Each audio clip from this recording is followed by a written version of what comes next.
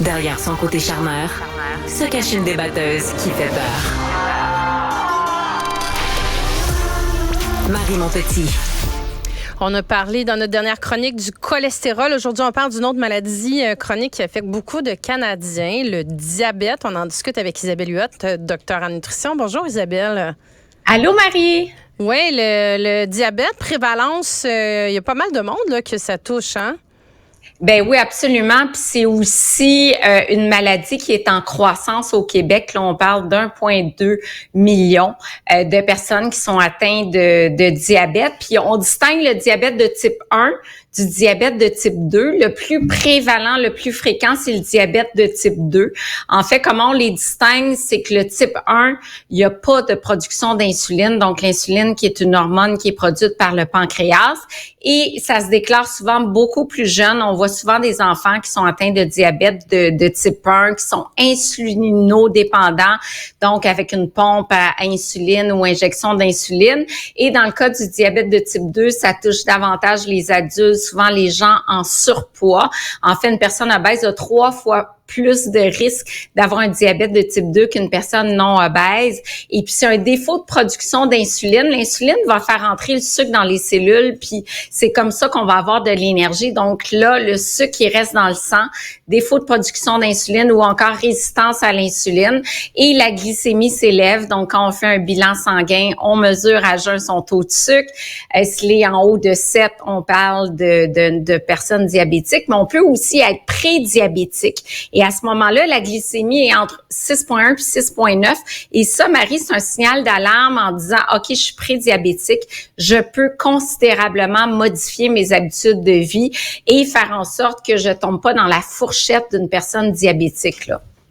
Puis, est-ce que c'est quoi les symptômes du diabète de type 2? T'sais, est-ce que sans avoir fait une prise de sang, est-ce qu'instinctivement, il y a des petites lumières rouges qui doivent allumer avec certains symptômes, ouais? Oui, absolument. D'abord, fatigue, une grande fatigue. On dort souvent beaucoup plus, de la somnolence durant la journée. Il faut dire qu'il y a un lien entre diabète aussi puis apnée du sommeil. Donc, c'est sûr que si on fait de l'apnée la nuit, on récupère beaucoup moins.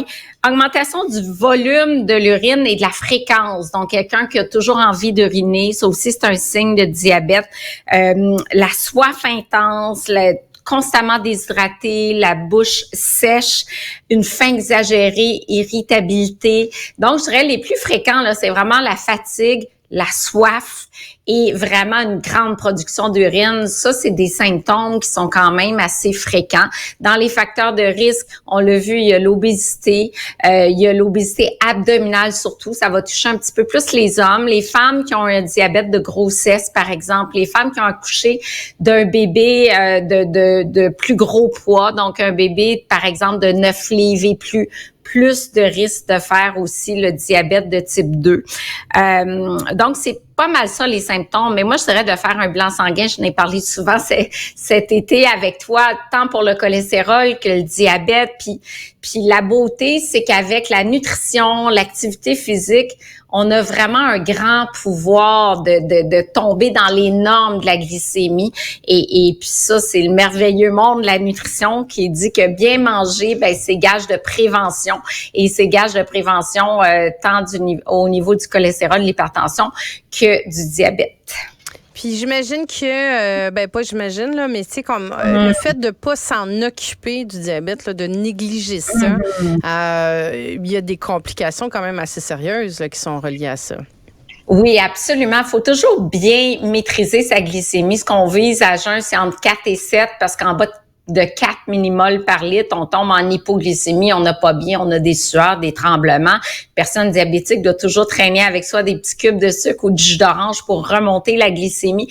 Donc, on vise entre 4 et 7 et 2 heures après le repas, autour de 11 millimoles par litre. Si on est au-dessus de ça, il y a des complications. Il y a 4 personnes diabétiques sur 10 qui vont avoir des complications.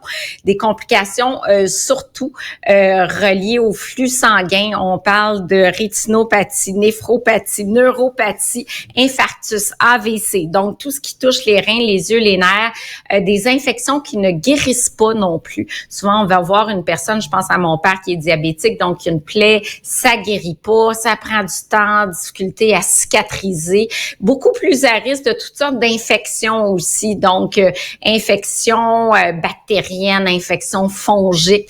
Donc, c'est très, très important de bien réguler sa glycémie. Évidemment, les gens se mesurent la glycémie plusieurs fois par jour et puis c'est comme ça qu'on s'assure de rester dans les normes. Puis il y a aussi l'hémoglobine glyquée qui est le reflet des 3 derniers mois de la glycémie. Donc, quand on mesure en laboratoire l'hémoglobine glyquée, ben ça nous indique la glycémie des 3 derniers mois. Donc, c'est un suivi à long terme de la glycémie. Puis, il y a aussi des capteurs de glucose maintenant qui mesurent la glycémie, le glucose en permanence. Donc, il y a beaucoup d'améliorations du point de vue de la médecine.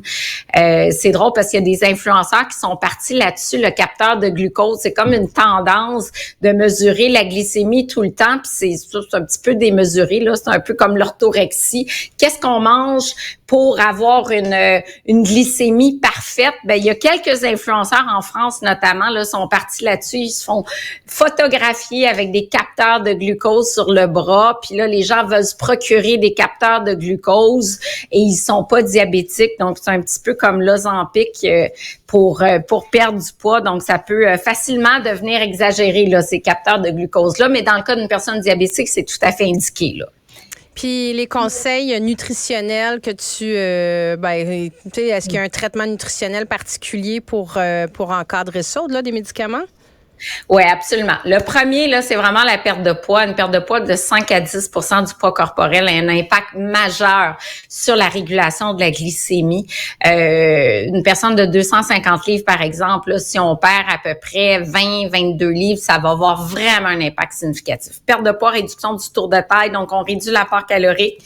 Activité physique, 30 minutes par jour, idéalement, surtout si on est pré-diabétique, par exemple, puis on baisse le poids de 15 à 20 livres et on commence l'activité physique 30 minutes par jour, ça va faire en sorte qu'on peut réduire le risque de 50% de tomber dans la fourchette de la personne diabétique.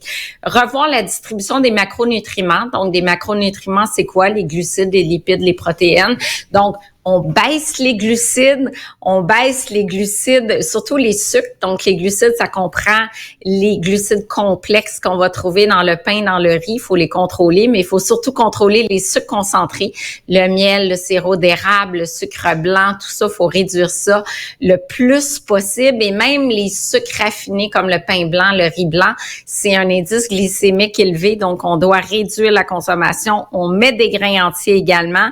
On essaie d'avoir à peu près 45 grammes de glucides par repas. Donc ça veut dire le matin, si j'ai 2 rôtis et une demi-tasse de bleuet, j'ai déjà mon 45 grammes. Je peux même pas m'ajouter un verre de lait parce que je vais m'ajouter 12 grammes de glucides.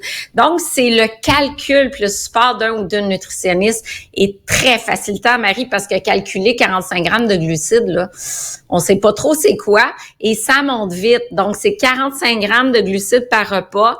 15 grammes aux collations. Fait que collation, là, une banane, c'est 20 grammes de glucides, c'est déjà trop. Donc, apprendre à réfléchir en termes glucidiques et modérer sur l'assiette équilibrée. Donc, si par exemple, je mange une tasse de pâte, ben je peux pas prendre un fruit en dessert, ça va m'ajouter un autre 15 grammes de glucides.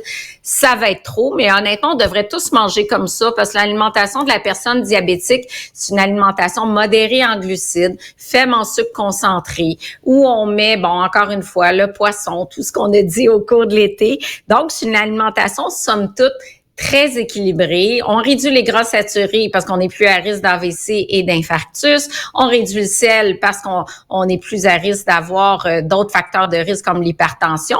Fait que bref, ça tourne autour de notre belle assiette méditerranéenne, mais avec un petit plus de calculer les glucides. Isabelle Huot, docteur en nutrition, merci beaucoup. Merci, à demain. Bye.